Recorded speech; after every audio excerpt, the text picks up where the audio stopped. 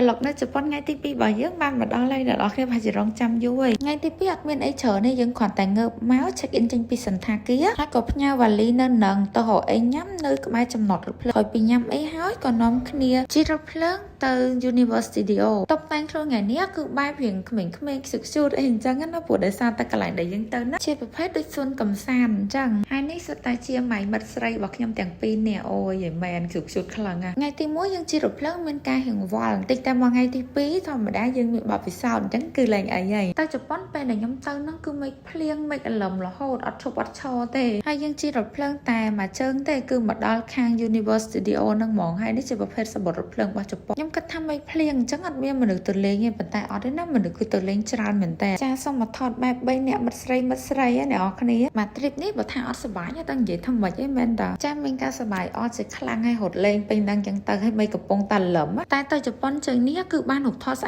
អាតច្រើនមែនតើហ្នឹងខ្ញុំផុសអត់តាន់អស់ផងអត់ដឹងមិនខ្មិចឲ្យតែថតរូបធ្វើ style លាដៃនឹងរហូតឆ្ងល់ខ្លួនឯងដែរក្រោយពីថតរូបនឹងលេងអស់ចិត្តហើយពួកយើងក៏នាំគ្នាទិញសបុតទៅវិញចាំមកមិញមានការជួយទិញសបុតគ្នាប៉ុន្តែឥឡូវ my friend គឺថាទិញខ្លួនឯងគេរៀង smooth ដោយសារតែគេចេះហ៎ធម្មតាក៏ដៅវិញគឺពួកខ្ញុំនាំគ្នាដើររកទិញអីវ៉ាន់ហើយដោយសារតែត្រូវទិញអីវ៉ាន់យកទៅវិញច្រើនអញ្ចឹងហើយនេះជាកន្លែងដែលពួកខ្ញុំដើរទិញដូចជាគ្រឿងសម្អាងនំញ៉ាំឬមួយក៏អីអញ្ចឹងអាទិញយប់មិញមកល្ងាចណាអត់អស់ចិត្តទេនៅថ្ងៃនេះមកទិញថែមទៀតតែជាសំណាងហើយអាពេលដែលពួកខ្ញុំដើរទិញអីវ៉ាន់ហ្នឹងគឺមេឃរាំងភ្លៀងហ្មងពេលដែលពួកខ្ញុំនាំគ្នាដើរ shopping ហ្នឹងពួកខ្ញុំក៏ដើរទៅរកអីញ៉ាំដែរព្រោះដោយសារតែឃ្លានដែរហើយឃើញនំគ្រក់ជប៉ុននេះគេនាំគ្នាតម្រង់ជួបពួកខ្ញុំក៏ទិញដែរ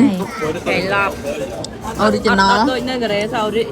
original អត់ឆ្ងាញ់ទេចង់ប្រាប់ថាសម័យថាតែញ៉ាំនំគ្រក់នៅជប៉ុនវាឆ្ងាញ់ជាងនៅកូរ៉េតែគ្រប់យ៉ាងវាខុសពីការរំពឹងទុកគឺប្រៃខ្លាំងមែនតើទៅលេងជប៉ុនវគ្គនេះវាមានច្រើនរសជាតិដែរញ៉ាំរបស់ឆ្ងាញ់ញ៉ាំរបស់អត់ឆ្ងាញ់របស់ថ្លៃខ្លាំងរបស់ថោកខ្លាំងអីអញ្ចឹងទៅអាហ្នឹងវាមិនមែនជាបញ្ហាគឺថាពួកខ្ញុំនៅតែ enjoy បានធម្មតាគឺនាំគ្នាទិញអីវ៉ាន់ឡើងឆែកខ្លួនហ្មងម្នាក់មួយស្បោងហើយទិញគ្រប់សពបែបយ៉ាងហ្មងឃើញអីក៏ចង់ទិញដែរក្រៅពីទិញអីវ៉ាន់គ្រប់មុខអស់ហើយយើងក៏នាំគ្នាទៅសន្តាគារយកវ៉ាលីហើយធ្វើដំណើរទៅពលានយន្តហោះវិញពីកន្លែងដែលយើងនៅទៅពលានយន្តហោះយើងត្រូវជិះឡានក្រុងទៅចំណាយពេលប្រហែលជា1ម៉ោងប៉ុន្តែមិននិយាយលេងសើចទៅលេងជប៉ុនមកយប់2ថ្ងៃនេះគឺពិតជាសប្បាយខ្លាំងមែនតើហើយឡើងអស់ខ្យល់លេងហ្មងក្រោយពី check in ហើយអត់អស់ចិត្តនៅទៅទិញអីនៅពលានទៀតអូយតែសើខ្លួនឯងជាខ្លាំងម្នាក់ចាប់ដើមឃ្លានទៀតហើយនាំគ្នារកអីញ៉ាំម្ដងស៊ីប៉ាំនេះតែចាក់កខ្លាំងណាពលាននេះ100,000ដូចបានលេខក្នុងវីដេអូហ្នឹងនៅពលានយន្តហោះជប៉ុនស្អីក៏ថ្លៃដែរថ្លៃបែបសាហាវខុសខើហ្មងរបស់ញ៉ាំវីដេអូទៅលេងជប៉ុនរបស់យើងថ្ងៃហ្នឹងគឺមានតែប៉ុណ្្នឹងទេអរគុណច្រើនមែនតើហើយកុំភ្លេចជួយធ្វើការ like ធ្វើការ share វីដេអូរបស់ខ្ញុំផងណាចាំជួបខ្ញុំនៅដំណើរកម្សាន្តជើងក្រោយបាយបាយ